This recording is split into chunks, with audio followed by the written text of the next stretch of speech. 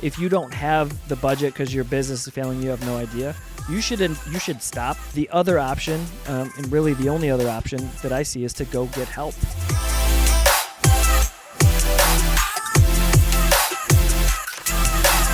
Hi, I'm John Timmerman, and I'm an independent, conservative, liberal. Hey, I'm Rob Schauger, and lately, I can't help but feeling a little bit like Bill Murray on Groundhog Day.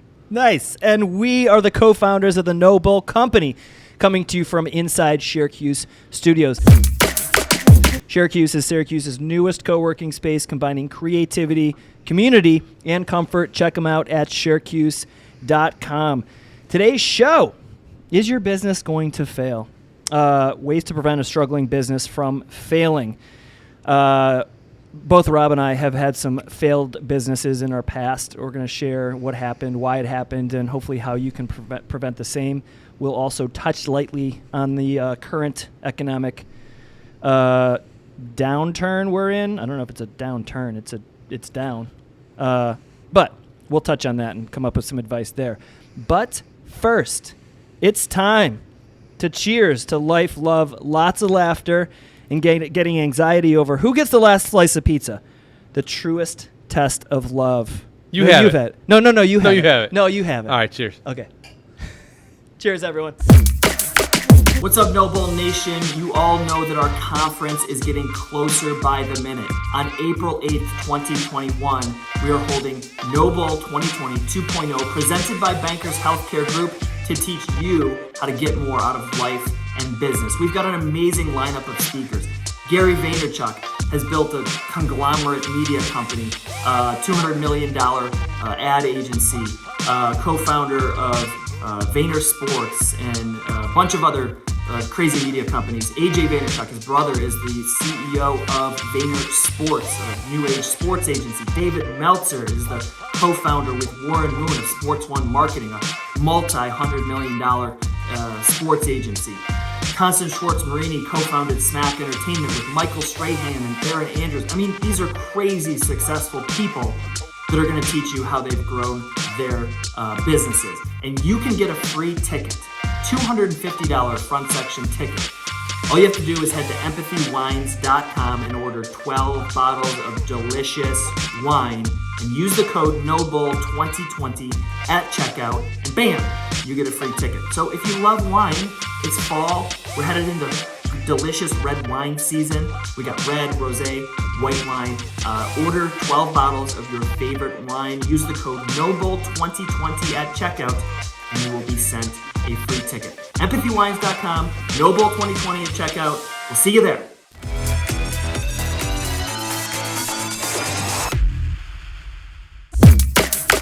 Just a reminder, everybody out there, that we are the co-founders of the Noble Company, which is putting on Noble 2020 2.0 because we had to push it back because of COVID. So it's happening April 8th, 2021. Gary Vaynerchuk, AJ Vaynerchuk, Shay Rowbottom, Constance Schwartz-Marini, David Meltzer, and we have a new addition, super pumped. Her name is Terica Lynn Smith. Google her. Your mind is going to be blown. She basically went from being homeless to now being a real estate developer, very successful, and powerhouse speaker. So she's going to be awesome. It is going to be awesome. And some of you may notice we're missing the third musketeer. We are. So Albert is in lockdown mode, not because he's got COVID, but because he's working on the actual event. So he is every day he's drilling down, getting things done, getting us prepped and ready for that, doing a lot of the back end stuff because that is his specialty. And so he's back at the home office working on all that stuff for us. Yeah, go Al. It's going to be an amazing event. Tickets are on sale now. Head over to noble2020.com. Get those tickets. Get those tickets, everybody. All right, let's get into the show. So today we're talking about, is your business going to fail? Now, obviously, there's so many different circumstances. So I think, at least I'll talk about reasons my business failed. But we've actually talked a little bit about yours, a few shows. I was thinking of a new one today. Yeah? Yeah. A new what? It just came to me.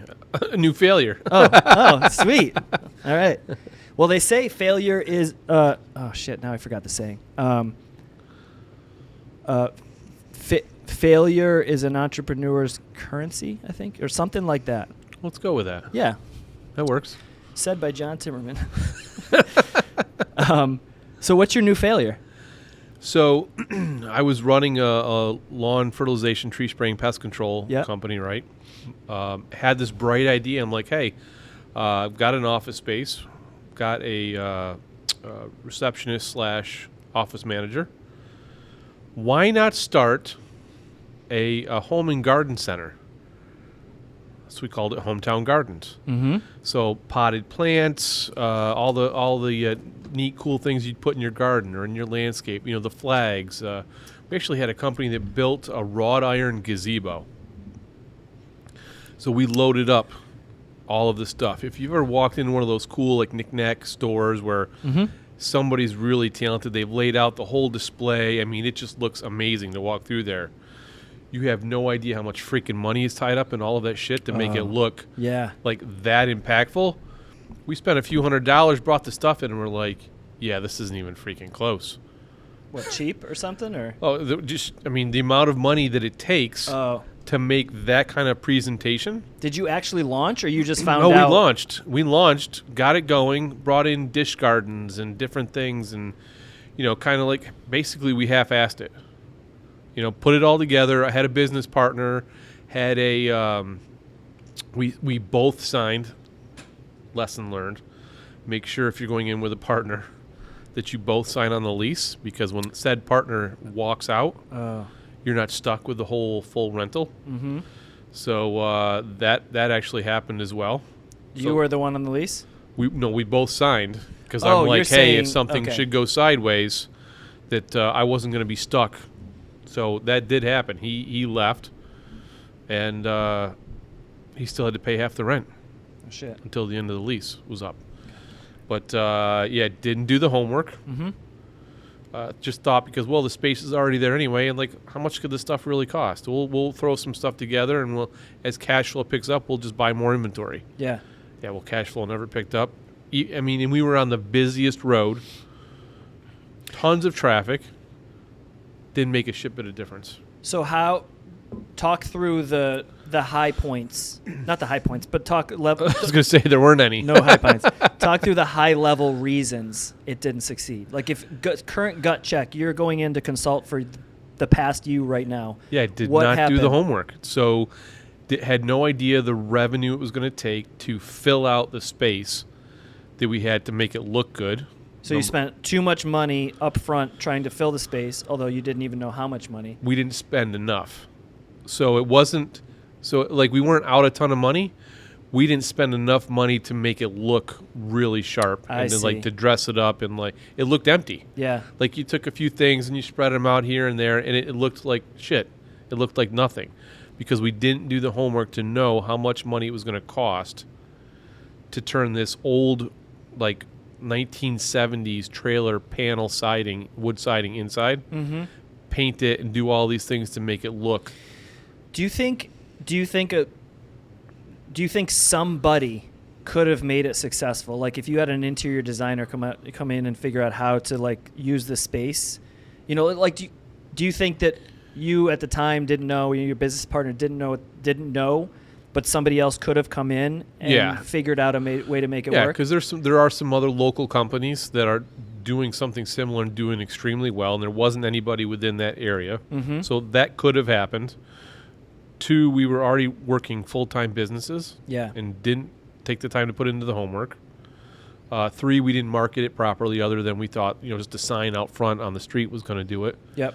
4, did not check with local codes as to what you could and couldn't do. Oh, outside? Or yeah, even the inside? Gazebo was this beautiful structure.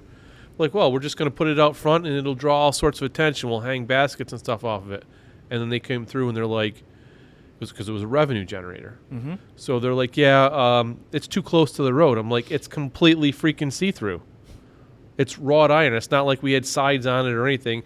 It was nowhere near blocking any sort of construction or anything like that. No, there was nothing set up so it was blocking the vision of people pulling in or out. Sure as shit wasn't blocking anybody's vision out on the road. And they're like, yeah, you can't put this here. Yeah, zoning's a bitch. So we just just a lot of dumb things we didn't do the homework on, and the saving grace was that because we didn't spend a lot of money on it, which also hurt us, also meant we didn't fail as bad. Yeah. Dumb. Well, so that's a good dovetail into my story, because I spent too much money on mine, and it wasn't necessarily the reason it failed, but it definitely was inefficient. So my first business was an online personal training company. It's an extension of my first business. Was just being a personal trainer for myself, an individual, sole proprietor. But I launched that, or dovetailed off of that, into an online personal training company. And I dumped a shitload of money into the website, specifically the website. So how long ago was that? This was 2009. In 2009, what did a shit ton of money $20,000. Like? Yeah, so it was a lot. For a website today that you could get made for $5 or less. Wow. Easily. Yeah. Well, I don't want to say easily. Because of technology? Yeah, because right? the platforms like WordPress and, not for this, but Shopify, right. like those types of platforms exist now. Yeah. They've built it for you, and then you took a loan to do that? I got some investment from friends, so friends and family. Yep. Which anybody out there who's talking to you about how to fund your business, like that's the first place you go. There's other reasons why you wouldn't, and I know maybe that's what's going through your head. But run from that as far as you can. Versus going to a bank, yeah. and taking out a massive loan where your house and everything's tied up. When you were younger, so you're building your credit, so your credit may not have been that great at that age. So sometimes I did get a loan also. Did you? So I took out a smaller loan, and then I got some from. So my good friend Joe put in a couple grand. My good friend Kevin put in a couple grand. My dad put in a couple grand. And then there was one other person who I'm not in contact with anymore, but for no reason other than we just faded apart. So they did that, and then some of my own savings. So put that into the website. So here I am trying to build an online personal training company. Very early on in the social media days, like Facebook just came out, I want to say. YouTube might have been out a year or two. I can't even remember. But so here I build this website where you could basically be like, I want to get in shape. And so you'd Google online fitness program or personal training. And my goal was my site would come up. You could go on and you could pick the program or the goal based on the goal you want. I want to build muscle. I want to lose fat. I want to tone up. I want to play sports better. I want to run faster. So I made all these programs, videos, PDFs you could download, the whole 9 yards. Did you dress up like Richard Simmons? I did. My hair was curly at the time. Well, actually, no. In some of the videos they were. Maybe that would have sold more if I did. Maybe. So I dumped all the money into that without getting any more clients other than just personal network clients.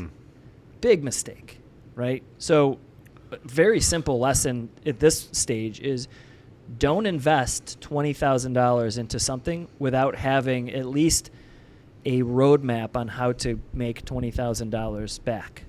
Yeah. Like I spent the money.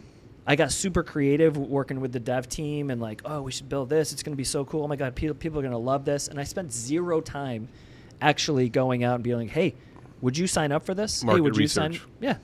So very similar to your cases, I didn't do my market research. Yep. But unlike yours, I did spend a ton of money. And so that was the beginning of several mistakes. The second and really the nail in the coffin mistake was just giving up. I look back now and I'm just like, why the fuck didn't I just keep going? Because, it went okay for a little while and had some friends and family, and then they would tell people. And so I had people on there that, I had no idea who they were using the programs. But I just, the 2008 was the financial crisis, and into 2009. I misspoke, actually. I started building this in end of 2007. Okay. Launched it in 2008. And 2009 is when I decided to forget it. So I had the time a little wrong. But the financial crisis caused a lot of my clients to, their wallets to dry up. Sure. Pull in any extra expenses, including fitness and personal training. Yep. And I just was like, okay, well, business is going down. I'm gonna pack up and move back home to Syracuse. I was in Richmond at the time. Mm-hmm. I'm gonna rethink my career. I'm gonna maybe go and be an orthopedic surgeon. So I went back to school. Like I literally just was like, oop, done. And I'm looking back now. I am like, first of all, I could be like $1 billion company now if I had the mindset and the somewhat maturity that I have now, because I was literally one of the first online personal training companies. Like Men's Health wasn't doing anything yet. Like none of these influencers weren't even a thing. Right. And if I kept going, good Lord. Do you feel like, looking back, do you feel like you quit? Did you quit too soon? Absolutely. But there's another side to this coin, which was like, I wasn't passionate about training other people anymore. So like that was also coinciding with my me just letting it go. Like I still, if I were to do it again, I would still not do what I did and just right. let it go. But I also, looking back, know why. And it was my passion wasn't there anymore, and I was a little confused. Like, okay, what do I do now? My business just got cut in half easily, probably more, because of the 2008. Right. And now is the perfect time to go and make this pivot and explore this other these other career. Now, it led to wherever I am today, which is in a really, really good place. So who knows, what changes that would have caused in my life. Right. But lesson here is, don't spend a shitload of money for an unproven idea, because I had to pay that back for years. Yeah. And lesson number 2 is see it through, or plan your exit strategy. And that's a great point.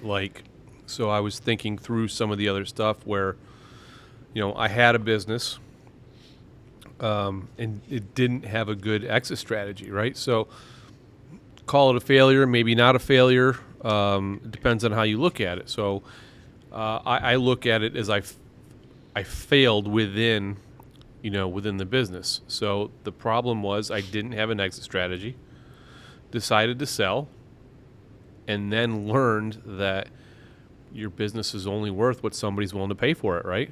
So this is the lawn care company? Yep. Right. So with contracts and evaluations and things like that. So most of my competitors just thought, well, hey, if you're going to sell the business, your clients are going to hit the street anyway. Why would we bother paying anybody for it? Except for one guy who offered me 5 cents on the dollar. And I'm like, there's 13 years of blood, sweat, and tears. Oh, man. For 5 cents on the dollar. Sold off some equipment. So basically, and if you think about that, depending on what kind of business you're in, if you're looking to avoid failure, having cash upon startup makes all the difference in the world, right? You can start something from scratch, because if you're going to fail at it, then you may not have a lot tied up. So like the Hometown Gardens business.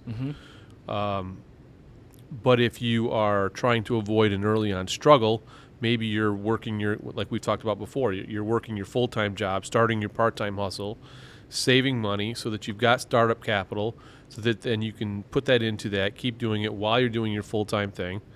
So I didn't have any of that. That was a failure within the business on my part. And another failure within the business was relying on business professionals. How so? Oh, so like my accountants, my CPAs. Yeah. Like I didn't take the time to learn and study my own numbers at that time early on. I just thought that they were going to help me. Like I remember going to my CPA asking for marketing advice. Like, hey, if I take this and put this into here, how do I make these numbers magically work in order to get me more business? And they're like, and then I got pissed off at them because they weren't giving me what I wanted to hear. Right. I should have done that myself, right? So relying on professionals without knowing something of that yourself within your business. You got to get lucky for that to work. You got to What's get that? real luck, like to just rely to like On the professionals. Because look, they can make mistakes too. Like, guess what? If your CPA F's up your numbers and your shit, and something doesn't get, the equation doesn't come out right when it comes time to paying the IRS, guess what? Guess who's still paying the IRS? Yeah, IRS doesn't care. Yeah, you are. You're gonna go back figure that on there. People make mistakes, so if you're not double checking that, that was a failure within it, which ultimately caused a delayed failure reaction when I went to sell the company. I didn't have an exit strategy because I never thought I was going to exit. Yeah. Failure, bad idea. Like, even if you have no intentions of ever like, oh, I'm going to work forever. I love what I do. Well, something may happen. Yeah. To where you need to change your exit strategy. If you don't have a freaking plan and something happens that's out of your control, now you're screwed. Yeah. Now you're going to scramble. Now you're going to settle for what the potential payout could be. And all of those things are, so it may not be a complete failure of business, but to me, those are small failures within your business that can end up compounding over time. And, the only ones that are going to pay the price, it could be you, your family, your employees, whatever. But if you were to do it differently, what are the top 2 or 3 things that you would have done differently that might have made it more successful? Just the business in general. I would have put my ego in check early on.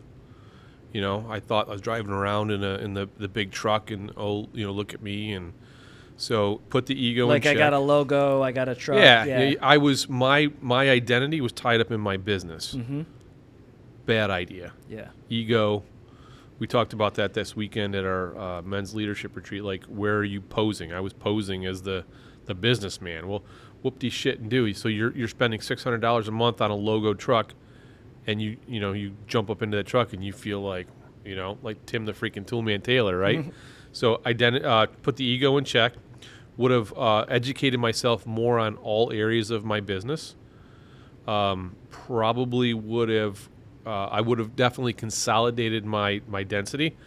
I tried to grow geographically too fast. Too wide Instead of deep. Because I thought, like, oh, there's all of these, great neighborhoods in the Syracuse. Well, when I lived in Utica, so I'm burning all of that time. So condense the geographic location, and just learned more about the things that I was relying on others for. Yeah. I think if I'd have done those 2 or 3 things, it would not have changed the exit situation, because that had nothing to do with any of this. But at least I would have been better off with the when I went to exit. Yeah. I would have gotten paid more, for that. Right. So there's something to be said too, and I am not an expert at this, but I've consumed enough content to maybe understand a little bit that, it's a very different accounting model. It's a very different, strategic model, purchasing, financial when you're planning on exiting versus when you're not. right. So there's cash basis and accrual basis. There's assets. There's all that kind of stuff, right? So for Good Monster, we hardly have any assets. We have some Right. camera equipment.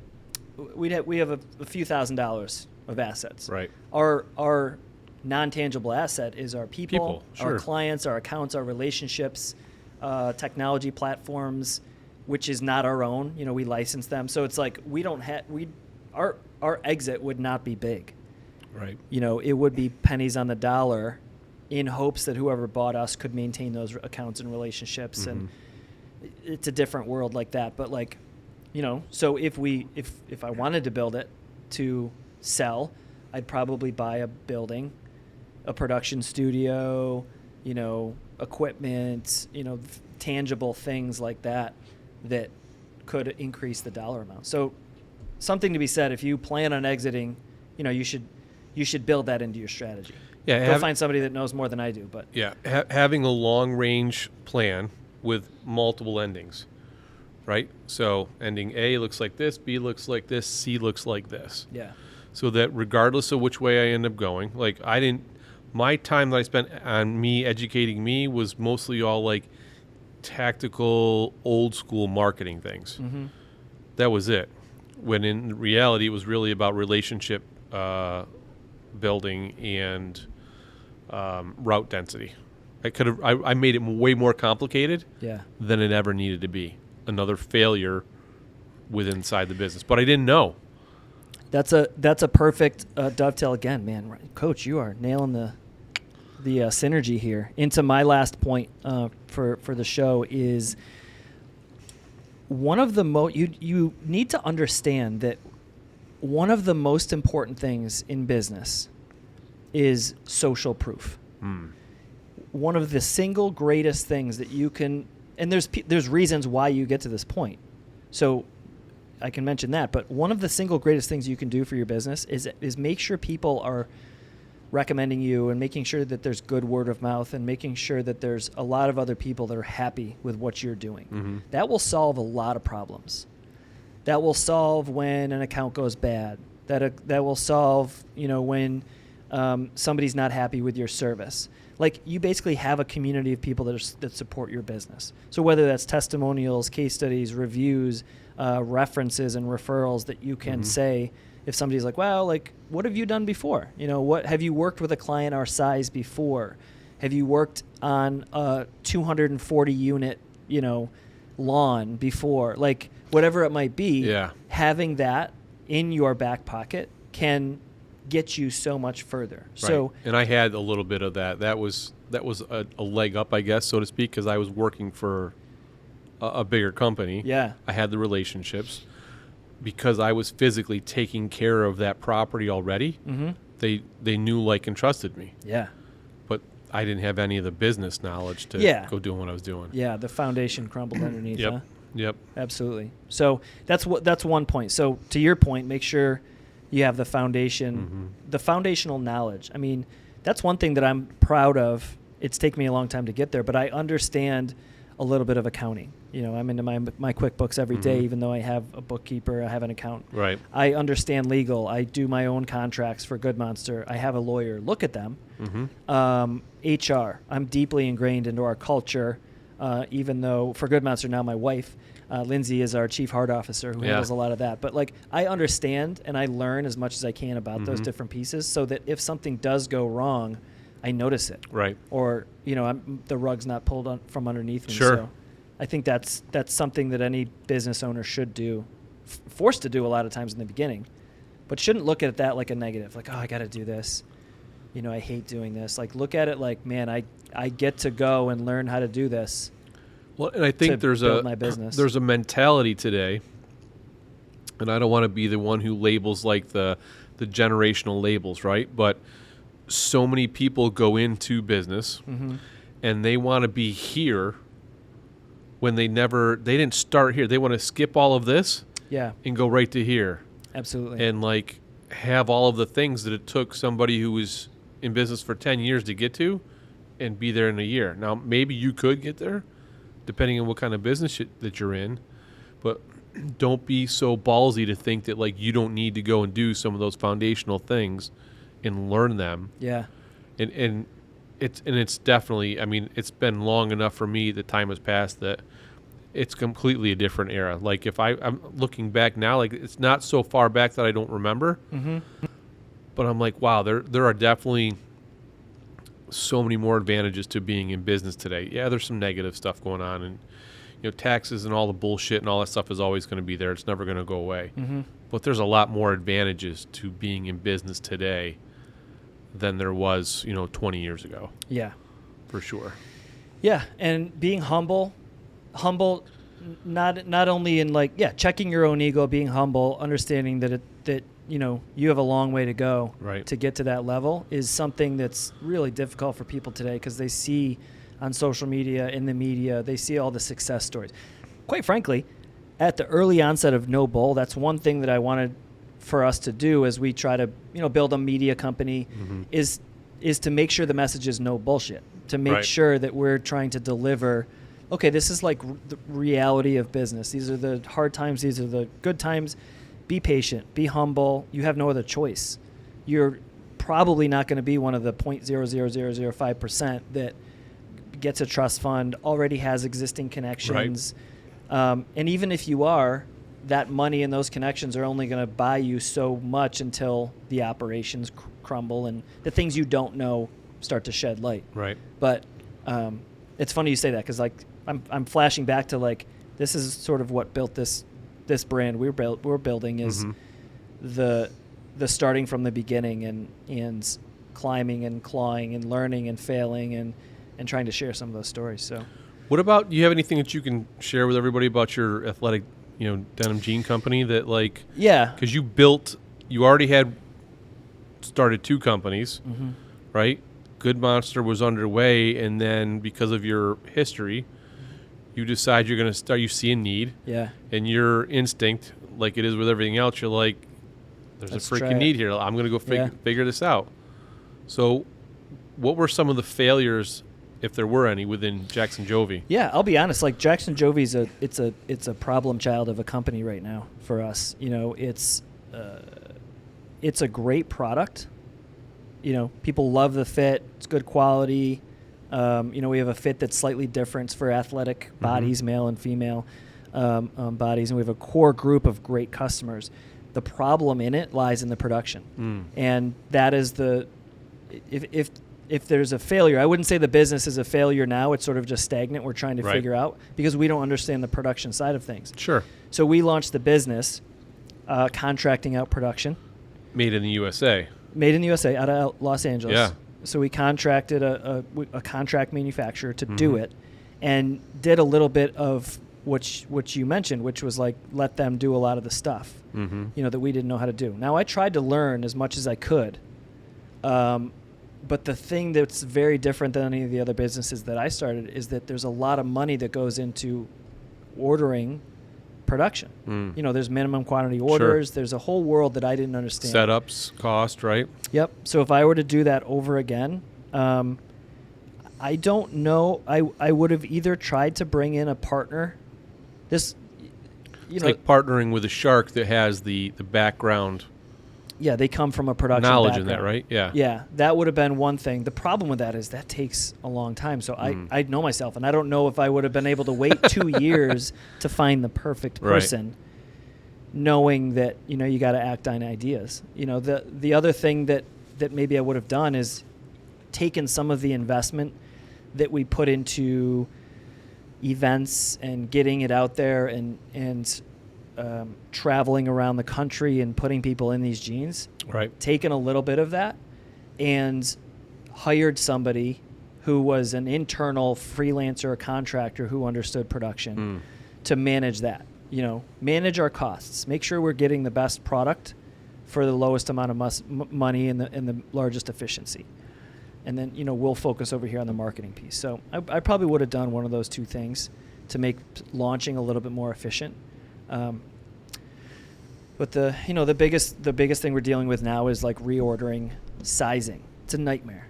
Like, we didn't know what popular sizes, like what would be the most popular sizes. Are people going to be 24? Are they going to be a 26? Here's average sizes. But like, we found out that people who are tall loved our jeans because we had a bit longer inseams than anybody else out there. Right. Didn't plan on that.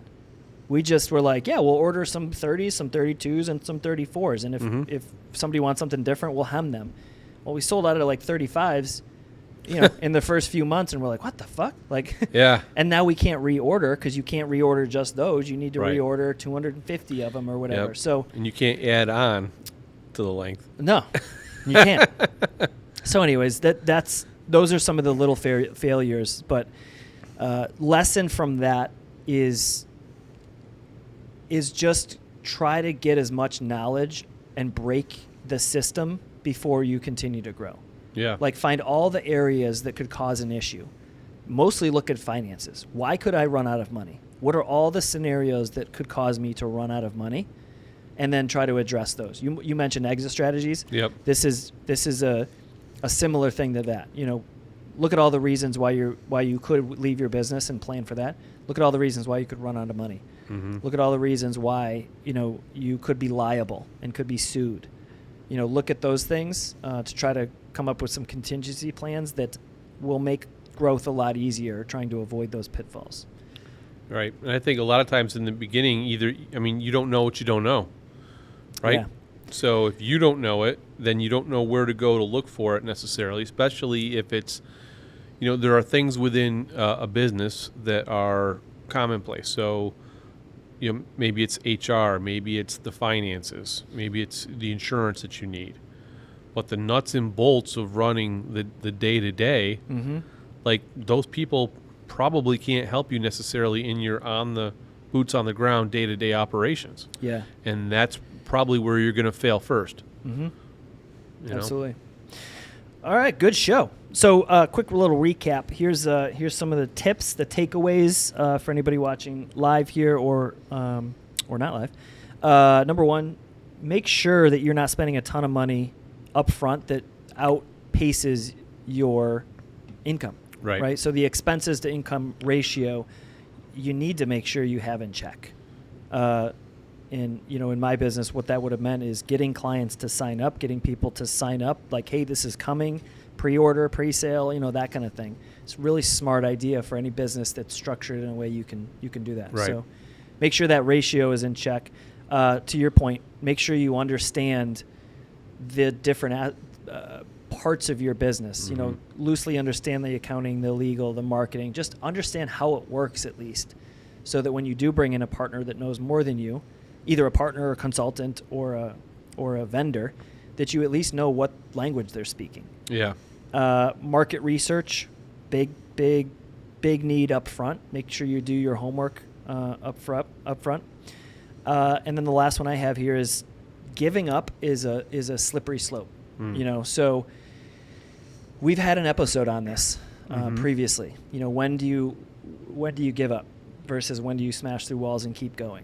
So if you're going to give up, make sure that you're okay with losing all the money, all the time, all the resources that you put into this. Like, I'm talking straight giving up, not selling a company or something like that, but make sure that closing the doors. If you're going to close the doors, you're okay in your heart and soul that everything that I did is gone and I'm now moving on. I'm moving forward. Yeah. Because looking back, like, I'm not okay with just doing that. At the time, I can't even tell you to this day what I was thinking, like, when I did that. I think I was just so scatterbrained of, like, okay, the world's in shambles right now with the recession. Like, I don't see my business coming back. If I move back to Syracuse, like, I don't have the same clientele with the same amount of wealth. And so I think I just need to move on, when there was literally a million different ways that I could have kept that business going. So make sure if you're going to give up, you're okay with it for the rest of your life. Yeah. If you're not, if it hurts you, then figure out a way to sell off assets, try to sell the company, try to sell the brand, try to keep it going. Try to find a partner that wants to run it as you take 5% of the company instead of 100. Figure out another way to keep it going. Yeah, and one of the other things that I'll add to that is, and I would tell you to do this up front to avoid the end result failure, is find a mentor or find somebody that's already in the business that you want to go in or have just entered, but hopefully you'll find this person before you even go into business. And go talk with them, especially if they are a seasoned business owner. I mean, so look, maybe somebody's not, locally is going to be egotistical and be like, well, why would I, share my trade secrets? Well, the world is full of other businesses that are in this thing that you want to do. So go find somebody that you're not competing in and have a conversation with them and say, hey, look, if you've been in business for 20 years and you looked back now, what are some of the things that you would avoid, change, or do different going forward? Yeah. And there may be some things that you've already thought of, but maybe they're not. And then ask them, hey, would you be open to a conversation every now and then if I've got some questions? Right. If you search long enough, you'll find the right person that will absolutely do that for you. And now you've built in a mentor, and you've avoided, hopefully, some of the pitfalls that you would have otherwise ran into. Yeah. And to address, if your company is currently failing and you don't know why, I mean, there's a few very, very tactical suggestions that I have, right? So here we are, hopefully at the end of a pandemic, but who knows how long that will take. Right. But regardless, you've been affected. If your business is failing, you've been affected. Restaurants, we've talked about pivoting, so I'm not going to get into that. There's opportunities for you to survive. You just have to be super creative. Sure. But if you don't know what to do, I mean, there's really, in my eyes, just a couple of really effective ways. So number one, if you can't afford anything and you have no idea why you're failing, you should literally spend 8 hours on Google and YouTube to Google the exact same things, like why is my restaurant failing? Unique stories of restaurants coming out of the pandemic, how restaurant owners are surviving a pandemic, how restaurants are going digital, how to use Grubhub, how to use Uber Eats. Yeah, you're not the only one. This isn't unique to you. And outside of the pandemic, same thing. How to increase business for my law firm, how law firm marketing works, right? So if you don't have the budget because your business is failing, you have no idea, you should stop whatever you can stop doing that's not going to completely crush your business or your family, and spend that time learning.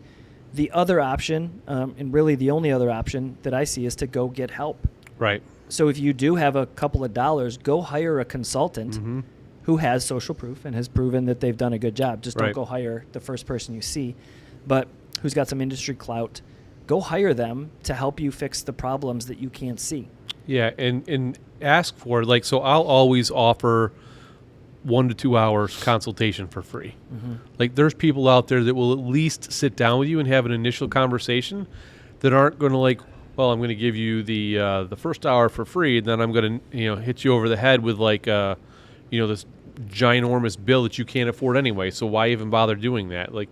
If you interview a consultant and you ask for references and you do your homework on that, just like you would anything else, you'll find somebody that will at least help to steer you in the right direction. And if they're honest and forthright, they'll say, hey, look, I'm not a good fit. Yeah. I had a person that came to me a couple months ago, not in a field that I had any experience in. So I'm like, look, I'm not a good fit, but here's 3 other people that you can go talk to. And it didn't cost them anything. I had a lawyer one time email me back, said he wouldn't even talk to me for less than $5,000. Yeah. And it happens. More power to him, because he was probably in the position to be able to do that. It doesn't make him a bad business person. It's just this is my model. Yeah. Wouldn't even take a phone call without signing a $5,000 kudos to him. Retainer. So, anyways, good show. Yeah. Good show. I think hopefully this will help people in the new year kind of identify some areas in their business where they might need to shape up. And we should, being that we're running into the holiday season, we should definitely thank our sponsor for the show, so to speak, with our good friends at JF. And we didn't even get to open up this delicious box of goodies, but... let's do it to close out the show here. Yeah, so I totally forgot. So JF Real Estate, Sharecuse.